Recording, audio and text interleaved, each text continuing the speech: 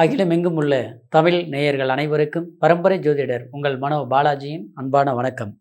மகர ராசி அன்பர்களுக்கு செவ்வாய் பெயர்ச்சி பலன்கள். இந்த செவ்வாய் பெயர்ச்சி உங்களுடைய ராசிக்கு எப்பேற்பட்ட ஒரு மாற்றத்தையும் ஒரு முன்னேற்றமான ஒரு செல்வாக்கு எதிர்காலத்தையும் உருவாக போகுது அப்படிங்கிறத பற்றி தாங்க இந்த பதிவில் இப்போ நம்ம தெளிவாக பார்க்க போகிறோமுங்க. ஃபஸ்ட் டைம் பார்க்குறவங்களா இருந்தீங்கன்னா சப்ஸ்கிரைப் பண்ணி பெல் பட்டன் அழுத்தி ஆல் ஆப்ஷன் கொடுங்க. மகரம் சனி பகவானுடைய ஆதிக்கம் கொண்ட ராசி மகர ராசி. உண்மையானவர்கள், ரொம்ப கடும் உழைப்பாளிகள். அது மட்டும் கிடையாது, ஒரு விஷயத்தை எடுத்துட்டோம்னா எப்படியாவது சிரமப்பட்டு அதை சக்ஸஸ் பண்ணணும் அப்படிங்கிற ஒரு விஷயத்தில் தெளிவாக இருக்கக்கூடியவங்க தான் இந்த மகர ராசியில் பிறந்தவங்க. ஆரம்ப காலத்திலிருந்து கடுமையான சில போராட்டங்களை சந்தித்து தன்னுடைய சொந்த திறமையில் வளர்ச்சி அடையக்கூடியவங்க தான் இந்த மகர ராசியில் பிறந்தவங்க.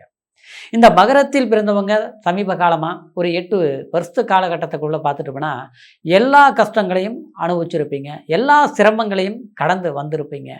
ஆனால் எவ்வளோதான் சிரமங்கள் பட்டாலும் நீங்கள் அடையக்கூடிய ஒரு இலக்கை அடைய முடியாமல் மற்றவங்களாலேயே சில தடைகள்னாலையும் சில முன்னேற முடியாத சில இடையூறுகள்னாலையும் நீங்கள் தவிச்சிட்ருக்கக்கூடிய ஒரு நிலை உருவாகியிருக்கும். காரணம், அதற்கு சில கிரக பெயர்ச்சிகளும் இருந்த சூழ்நிலை தான் உங்களுக்கு இந்த நெருக்கடியான சில சிரமங்கள் உருவாகியிருக்கும். 2ஆம் இடத்துல ராகு சஞ்சாரம் பண்ணிகிட்டு இருந்ததுனால உங்களுக்கு சிலருக்கு குடும்ப வாழ்க்கையில் சில சிரமங்கள் உருவாகியிருக்கும். பண நெருக்காட்டிகள் அப்படின்னா பணம் நெருக்கடிகள் உண்டாயிருக்கு. கைக்கு வந்த பணம் நமக்கு அது சில தேவையில்லாத விரயங்கள் பண்ணி கடைசியில் பார்த்தோம்னா ஒரு கடன் சுமைகள் அதிகரிக்கக்கூடிய ஒரு சூழ்நிலை உண்டாயிருச்சு. நம்மளுடைய பணம் நமக்கு உதவலை, அடுத்தவங்களை நம்பி நாம் இன்னைக்கு கஷ்டப்படுற ஒரு நிர்பந்தம் உருவாகிருக்குது இப்படிங்கிற ஒரு சூழ்நிலை. மகர ராசியில் பிறந்தவங்க எல்லாத்த விட மன வாழ்க்கையில் சில குளறுபடியான சூழ்நிலைகள் உண்டாயிருக்கு.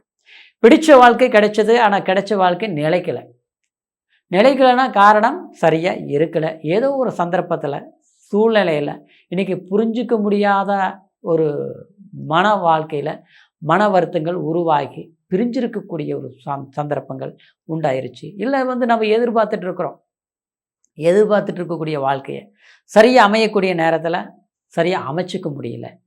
காரணம், தேவையில்லாத மற்றவங்களால இடைஞ்சல்கள்னால நாம் அனுபவித்து நாம் சந்தோஷத்தை இருக்கக்கூடிய வாழ்க்கையை இன்றைக்கி மற்றவங்க அனுபவிச்சுட்டு இருக்கிறாங்க. நாம் இன்றைக்கி பாதிக்கப்பட்டு உட்கார்ந்துட்டுருக்குறோம், சரிப்படுத்த முடியல அப்படிங்கிற ஒரு சூழ்நிலை எல்லாமே மகர ராசி அன்பர்களுக்கு சமீப காலத்தில் ஒரு மன வருத்தத்தை கொடுத்துருக்கும். இந்த நேரத்தில் செவ்வாய் பெயர்ச்சி உங்களுக்கு சாதகமான ஒரு வாய்ப்பை உருவாக்க போகுது. ஏன்னா கடந்த காலத்தில் பார்த்தோம்னா குரு உங்களுக்கு 6ஆம் இடத்துல இருந்து 7ஆம் இடத்திற்கு உச்ச பலத்தை அடைஞ்சிருக்கு.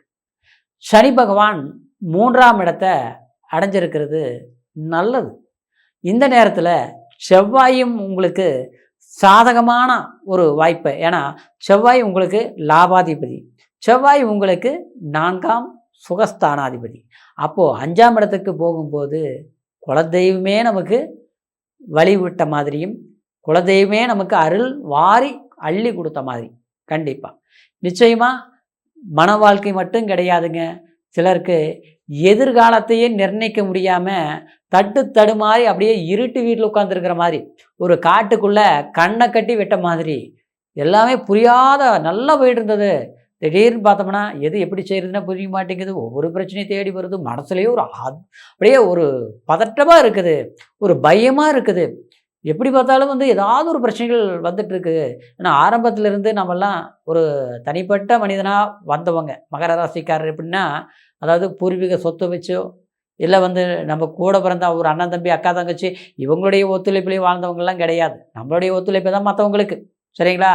அது ஃப்ரெண்ட்ஷிப் வட்டாரத்துலேயும் அவ்வளோதான். சரிங்களா? எல்லாருக்குமே நாம் கொடுத்து தான் உபகாரம் பண்ணியிருப்போம்.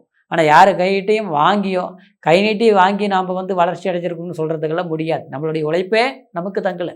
அப்போது இன்றைக்கி எதுவுமே நமக்கு ஆரம்பத்தில் அவங்க கொடுத்து நம்ம வாழ்ந்துட்டோம், இல்லை இவங்க கொடுப்பாங்கன்னு எதிர்பார்த்துட்ருக்குறோம், அதெல்லாம் இல்லை. தன் முயற்சியில் சொந்த திறமையில் சாதிக்கக்கூடியவங்க. ஆனால் அப்பேற்பட்டவங்களுக்கு எல்லாமே வந்து சில சிரமங்கள் எல்லாம் வந்தது உண்மைதான். ஆனால் இப்போ இந்த 5ஆம் இடத்துக்கு செவ்வாய் போகும்போது கண்டிப்பாக படிக்கக்கூடிய மாணவி மாணவர்களுக்கும் நல்ல கல்வி உற்சாகத்தை கொடுக்கும். சரிங்களா? படித்து முடிச்சுட்டு வந்த ஒரு வேலைக்காக தேடிட்டு இருக்கிறவங்களுக்கு பிடிச்ச ஒரு வேலை கண்டிப்பாக கிடைக்கும். ஆனால் நம்ம ஒரு நல்ல கஷ்டப்பட்டு ஒரு படித்து இருக்கிறோம். ஆனால் அதுக்கு உண்டான ஒரு வேலை வாய்ப்பு கிடைச்சா தானே சந்தோஷமாக இருக்கும். சரிங்களா? இது வரைக்கும் ஒரு இன்டர்வியூ அட்டெண்ட் பண்ணுறோம். பார்த்தோம்னா first round okay, second round okay, third round okay, fourth round போயிடுச்சு. இப்படி தான் போயிட்டுருக்கும். பிடிச்ச வேலை வாய்ப்பு உத்தியோகம் நமக்கு கிடைக்கல. அரசாங்க வேலைக்கு எதிர்பார்க்குறோம். நல்லா கடுமையாக உழைச்சி படிச்சிட்டோம். சரி எக்ஸாம் எழுதுகிறோம். பார்த்தோம்னா ஜஸ்ட்டு ஒரு பாயிண்ட்டு போயிடுச்சுங்க. ஒரே மார்க்கில் போயிடுச்சு. இந்த மாதிரி ஒரு முறை இல்லை 2, 3 முறை போயிடுச்சுங்க. அடுத்தது முயற்சி எடுத்துக்கிறதுக்கே பயமாக இருக்குதுங்க அப்படின்னு சிலர் வருத்தப்பட்டுட்டு இருப்பாங்க. ஆனால் அவங்களுக்கெல்லாம் சொல்கிறது என்னென்னா, இந்த நேரத்தில் கடுமையாக நீங்கள் வந்து படித்து நீங்கள் வந்து இந்த நேரத்தில் வந்து ஒரு எக்ஸாம் எழுதுங்க. ஆகஸ்ட் 2ஆம் தேதிக்குள்ளே ஏதாவது வந்ததுன்னா எழுதுங்க, சக்ஸஸ் பண்ணுவீங்க. அதே நேரத்தில் அதுக்குள்ளே எக்ஸாம் வரலைங்க அப்படின்னாலும் படித்து கண்டிப்பாக வந்து அதுக்கு அடுத்தது வந்தால் கூட போய் எழுதுங்க. நிச்சயமாக அரசாங்க வேலை வாய்ப்புக்கு முயற்சி எடுக்கிறவங்களுக்கு சாதகமான வாய்ப்பு கிடைக்கும். சிலருக்கு குழந்தை இல்லாமல் திருமணமாகி கொஞ்ச நாள் ஆகிப்போச்சு, வைத்தியங்கள் பார்க்குறோம், மருத்துவம் பார்க்குறோம், லேட் ஆகிட்டே இருக்குது. இல்லை ஒரு பெண் வாரிசு இருக்குது, ஒரு ஆண் வாரிசு வேணும், குழந்தை பாக்கியம் ஏதாவது கிடைக்குமா அப்படின்னா கண்டிப்பாக முருகருடைய அருள் உங்களுக்கு கிடைச்ச மாதிரி, திருவருள் கிடைச்ச மாதிரி ஒரு புத்திர பாக்கியம், ஆண் வாரிசு அல்லது பெண் வாரிசு, புத்திரன் இல்லாமல் இருக்கிறவங்களுக்கு குழந்தை பாக்கியம் கிடைக்கக்கூடிய ஒரு வாய்ப்பு நிச்சயமாக உருவாக போகுது. அந்த மாதிரி ஒரு பயிற்சி அற்புதமான பயிற்சி. லாபாதிபதியும் 4ஆம் சுகஸ்தானாதிபதியும் வீடு கட்டக்கூடிய வாய்ப்பு உருவாக்கும். சரிங்களா? ரொம்ப நாளாக நமக்கு வந்து ஒரு வீடு மனை ஏதாவது அமையுமா? எல்லாமே வந்து நாமளும் தேடி தேடி பார்த்தோம், முயற்சி எடுத்து பார்த்தோம், அமையலை. கையில் பணம் இருக்கிற போது இடம் அமையலை, வீடு கட்ட முடியல. பணம் இல்லாத போது வாய்ப்புகள் வருது, முயற்சி பண்ணால் என்ன பண்ணுறது, நமக்கு தள்ளி தள்ளி போயிட்டு இருக்குது. இது வந்து இந்த நேரத்தில் அந்த மாதிரி முயற்சிகள் எடுத்திங்கன்னா நிச்சயமாக வீடு கட்டுற யோகம், மண்மனை சம்பந்தமான சில விஷயங்கள், ஏற்கனவே ஒரு வீடு நம்ம கட்டியிருக்கிறோம், கொஞ்சம் வயலை பாதியிலே நின்றுட்டு இருக்குது, அதெல்லாமே தொடர்ந்து கண்டினியூ பண்ணலாம். செய்யக்கூடிய நேரம், பணம் ஒரு லோன் போட்டிருக்கிறோம் வந்துடும். சரிங்களா? திருமண ஒரு விஷயங்கள் எல்லாம் எதிர்பார்த்துட்டு இருக்கிறோம் பார்த்தீங்களா? கண்டிப்பாக கைகூடி வரும். அதாவது சிலருக்கெல்லாம் வாழ்க்கையில் பாதிக்கப்பட்டு முதல் வாழ்க்கை எல்லாமே பாதிப்பாகி போச்சு, மறு வாழ்க்கை தேடிட்டு இருக்கிறோம், கிடைக்குமா? கண்டிப்பாக இந்த நேரத்தில் ஒரு நல்ல பலன்கள் உருவாகும். சரிங்களா? ஏன்னா செவ்வாய் பொறுத்த வரைக்கும் அது ஒரு வீரியம், ஒரு தைரியம், மன வலிமை, அரசு தன்மை, அரசாங்க ஒரு வேலை வாய்ப்பு, அடுத்தது சொந்த தொழில், கட்டுமான சம்மந்தப்பட்ட தொழில், ரியல் எஸ்டேட்டு ஆச்சுங்களா? அதாவது மெஷினரி ஐட்டம் சம்மந்தப்பட்டது, லேத்து பட்டறை ஒர்க் ஷாப் சம்மந்தப்பட்டது, ஒரு இன்வெஸ்ட்மெண்ட், ஒரு பெரிய கம்பெனி, ஒரு 50 பேர் இல்லை 500 பேர் இல்லை 5000 பேரை வச்சு நிர்வாகம் பண்ணிட்டு இருக்கிற முதலாளியாக இருந்தாலும் சரி, அந்த கம்பெனியில் வேலை செய்யக்கூடிய ஒரு தொழிலாளியாக இருந்தாலும் சரி, அவங்களுக்கு ஒரு தக்க சன்மானத்தையும் ஒரு பலத்தையும் ஒரு அங்கீகாரத்தையும் உருவாக்கக்கூடிய ஒரு பலத்தை கொடுக்குறதே இந்த செவ்வாய் பகவான் தாங்க. சரிங்களா?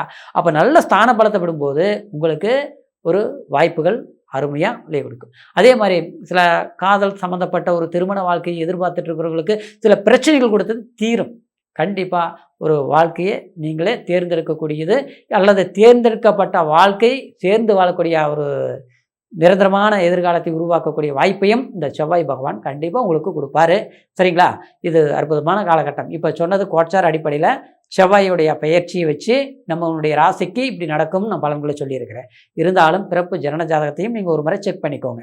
ஏன்னா ஜனன ஜாதகம் தான் உங்களுடைய லக்னம், உங்களுடைய தசாபுத்தி, உங்களுடைய அந்தரமும் சூட்சுமம், இது எல்லாமே சில யோகங்களை எல்லாமே நிர்ணயம் பண்ண முடியும். அதனால் உங்களுடைய ஜாதகத்தையும் ஒரு முறை செக் பண்ணிக்கோங்க. இது வரைக்கும் உங்களுடைய ஜாதகத்தை பார்க்காமல் இருந்து நம்மக்கிட்ட பார்க்கணும்னு நீங்கள் நினச்சிங்கன்னா கீழ் இருக்கிற நம்பருக்கு ஃபோன் பண்ணி date of birth, time, place உங்களுடைய டீட்டெயிலை தெளிவுபடுத்தினீங்கன்னா கண்டிப்பாக உங்களுடைய ஜாதக பலன்களை முழுமையாக 100% கிளியராக தெரிஞ்சுக்கலாம். சரிங்களா? எந்த தேசத்தில் இருந்தாலும் சரி, ஆன்லைன் மூலியமாக கூட அற்புதமான பலன்களை கேட்டு தெரிஞ்சுக்கிட்டு இனி வரக்கூடிய காலத்தை சரியாக பயன்படுத்துங்க. நிச்சயமாக மகர ராசி அன்பர்களுடைய எதிர்காலம் செல்வாக்கு மிக்க சிறப்பான ஒரு நன்மைகள் நடக்கும் அப்படிங்கிற ஒரு அற்புதமான ஒரு மாற்றங்களை எதிர்பார்க்கக்கூடிய காலமாக நினச்சி இந்த பதிவை உங்களுக்கு தெளிவுபடுத்தியிருக்கிறேங்க. மீண்டும் அடுத்த பதிவில் சந்திக்கும் வரைக்கும் நன்றி, வணக்கம்.